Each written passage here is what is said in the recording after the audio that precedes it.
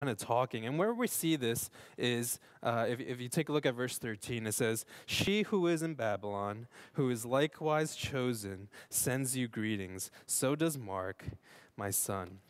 Now, where in this do we see this idea of standing firm because this world is not our home? Well, I want to focus on this reference to Babylon. And so some people think that this is Peter's wife, but this is just like, it's a really strange way to refer to your wife. It's kind of like if I said, like, if we're having a conversation, I was like, "She who is in Plymouth meeting sends greetings," like referring to Amy because we live in Plymouth meeting. It's just weird. Like, you just don't refer to your wife as "she who is in," wherever they're from. And so I think I think it's probably not referring to Peter's wife. This is kind of strange, really, in any time period.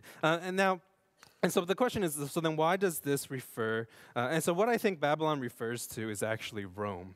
Right? I think Babylon actually refers to Rome. And you see, Babylon is kind of this like code word in the Bible, and as we talk as Christians, Babylon is kind of this symbolic word to mean everything that stands against the kingdom of God. Right? Babylon is kind of this word to describe basically the kingdom of this world. Right? In Revelation chapter 18, we see what is being described as the fall of Babylon. Right? And I don't think that's referring specifically to the city of Babylon, which is in modern-day Iraq, which is pretty much a ghost town, actually. It's basically in ruins at this point. And so I don't think it's necessarily referring to like the specific city of Babylon, but I think it's talking just about Babylon just as a representation of all that is against the kingdom of God. Right? Babylon is the kingdom of this world. And so during that time when Peter was writing this, they were in the Roman Empire. And at that time, they were facing a lot of persecution from the Roman Empire. And so the capital city of the Roman Empire is, of course, Rome. And so I think when Peter is saying, "She who is in Babylon," she, I think, refers to the church, right? The church in Babylon. And then Babylon refers to the believers who are in Rome. And I think I believe that Peter at this time was in the city of Rome, and where he eventually would be martyred. But he is in Rome, and he's basically saying, "She who is in Babylon, the church that is in Rome, sends greetings." And he didn't actually have to use the word Babylon, right? I don't think he actually had to use this code word that they had. And some people think that maybe it was for security reasons, right? In case this letter fell into the hands of some Roman official and somebody would get in trouble. But I don't think that's it, right? I don't think he had to use this code word. And a modern example of this might be like, if you ever go on a mission trip to China, for example, or another closed country, and you're sending updates back, you might use code words, right? And so, some of the people that I support, they would send back emails, and they'll be like, "my club," my club or my group, referring to their church, right? Because if you say church, you could get in trouble, and so they say "my club." Recently, I heard and you can kind of be creative with this. And so recently, I heard Perry was telling me about when he went to China, or when he was, I don't know if you went to China, but you were. He was, sending updates back, and instead of using the word God, they would substitute it with Elvis. And so you can kind of be kind of creative with, like the way you use these code words, right? And so like, "all glory and honor be to Elvis, our father," So, but you try to be creative. That was blasphemy. Okay, so you gotta see my sermon in context, all right? So don't like quote that on Twitter. And so, anyways, so you could use these code words, right? And we see that even today. And I don't think it was actually necessary for Peter to do this, because even in his letter, right, he doesn't say really anything bad about the Roman Empire. In fact, he says, "honor the emperor."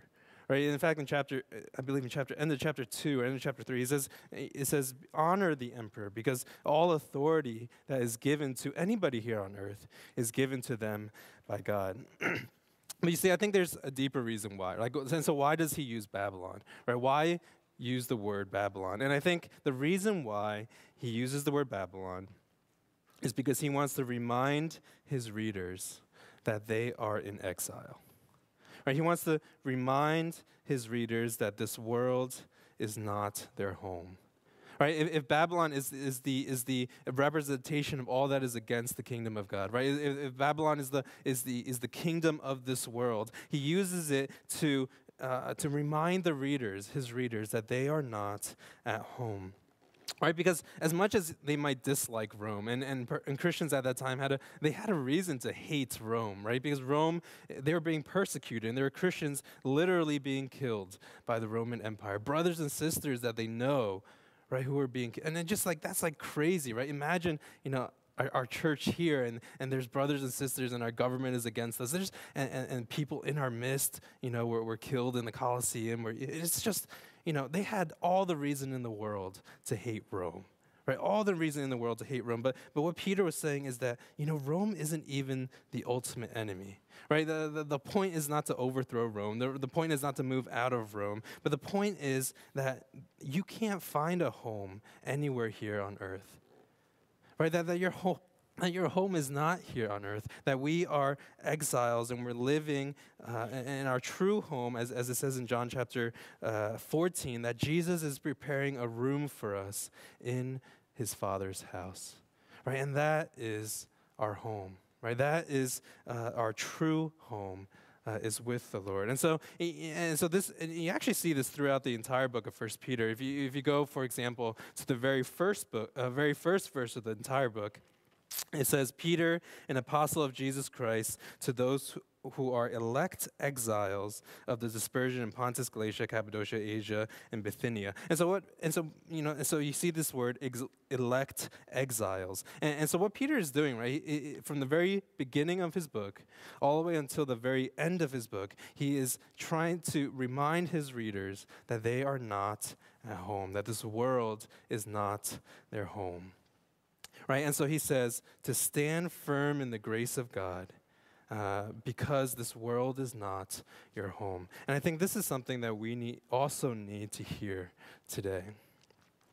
And so this past Friday, I got a text from one of the Joy students. And this text was a Friday at about at 10 o'clock at night. And if I get a text at 10 o'clock at night, I know it's probably from a Joy student. But so he was texting, and so this is what he said. He said, "Wayne, is the world going to end tomorrow?" And so this is through text, right? And so like I'm interpreting what the way that he would say it. So he's like, "Wayne, is the world going to end tomorrow?" And in case you need a little bit of context, I don't know if you've been looking at the tabloids, or most of it's in the tabloids, although this has kind of been picked up by some major news stations as well. But there's this guy that predicted, after careful calculations, of course, that the world was supposed to end yesterday. And he based this on 2 verses in the book of Luke, as well as, and I'm not joking, a date marker found in the pyramids of Giza. And yesterday, the world was supposed to collide with a planet called Planet X, which NASA has continually said does not exist. But yet he actually, I think he made a little correction. He says the world is not supposed to end yesterday, but beginning to end yesterday. But he still believes that there's a planet coming and it's going to collide with Earth, and so on and so forth. And and I was thinking, anyways, and so like. So what I said to him is, I said, don't worry, in Matthew 24, Jesus says that no one knows the hour or the day that I'm going to return. And so whenever someone predicts the end of the world, we could know one thing for sure. It is not going to happen on that date. It could happen sooner than that date, but it will not happen on that date. And so I said, don't worry. And then he texts back, he says, "Okay, good." And then that was the end of the conversation. Now, and I was thinking about this, as I was preaching, as I was writing the sermon, and as much as we might dismiss or even laugh at or even poke fun at people who make these predictions, I do think that there is one thing that we can learn from them. And I think the one thing that we can learn is that they are in a mindset where they are actively anticipating the return of Christ. Or they're actively looking for and anticipating and looking forward to the return of Christ. Now, I'm going to give this guy the benefit of the doubt. I didn't really do that much research into him. So I'm going to give him the benefit of the doubt, and I hope and I pray that what excites him most is not finding hidden clues in the Bible or looking for numeric codes in the Bible, which I don't believe exists. But hopefully, what excites him the most, and hopefully what excites us the most, right? It's that we are constantly anticipating and looking forward to the day when we're be able to see our God face to face and to enjoy him forever, right? To be in his presence and to enjoy him for eternity. All right, hopefully there's some anticipation there, right? There's some excitement in that. And that we're looking forward to the day when Jesus returns. And I think all of us here, me included, we have to check ourselves, or as Paul said to Timothy, to watch ourselves. Right, because, if I were to be honest, if we were to be honest with ourselves, right, we might say, Jesus, I do want you to come back, right? Don't get me wrong. I do want Jesus to come back. But if you could just hold on just a little bit, because I'm still young and I still want to live my life. I want to experience college and dating. I want to do some adulting. I want to, get married. I want to see my kids grow up. I want to travel. I want to do all these things. And so I think, right, in our hearts, like, is there this anticipation and is there this, Jesus, I cannot wait for you to return. I cannot wait for the day when I'm able to see you face to face.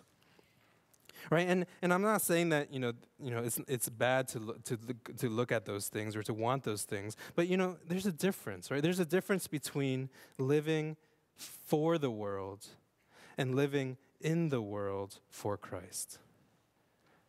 Right, there's a difference between living for the world and living in the world for Christ. I was reading an article the other day, and it was talking about this popular phrase that you might be familiar with, to be in the world but not of the world. Right? This is a pretty popular phrase that I'm sure many of you have heard before. And this is basically a paraphrase of John chapter 17. But what the article was addressing that is one of the problems of this paraphrase is not necessarily that it's wrong, right? Because it's a true statement, but it kind of gives us the impression, right, that as Christians, what we're trying to do is just simply avoid things that are worldly. Right? It's just kind of another way of saying, don't have sex before marriage, don't drink, don't love money, don't be prideful, don't lust. And it's just a whole list of other things, right? It just kind of becomes like, don't be in the world, but don't be of the world. And he was basically saying that even though that's not necessarily wrong, it is somewhat inaccurate. Because if we take a look at John 17, take a look at this real quick. In John 17:16, it says, they are not of the world, just as I am not of the world, right? This is where we get the phrase from. But then in verse 18, it says, as you have sent me into the world, so I have sent them into the world. Right? And what the article was saying is that perhaps we should revise that statement. Right? Instead of saying, in the world but not of the world, perhaps it would be better to say, not of the world, but sent into the world. Right? That we are not of the world, but we have been sent into the world. And if I can quote, just the article at the very end, and there's a reference there if you want to take a look at the full article. It says, Jesus' true followers have not